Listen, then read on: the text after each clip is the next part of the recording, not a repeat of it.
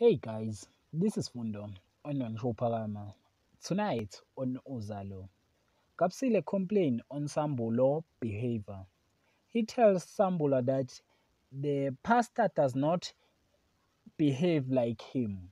He must change the way he behaves.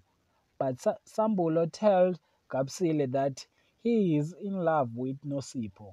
And Kapsile is disappointed about Sambulo behavior and the answer he gave her. While Kapsile is introduced by Mtambisi Pagati, Nosipho stands up to Nkunzi.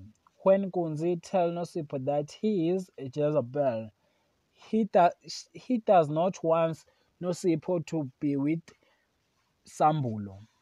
While Sambulo tries to resolve the issue between Nkunzi and Nosipho, Madongwe is hate that Lily is suddenly leaving Tumpumalanga, while Mondli is annoying by Commissioner Stolle.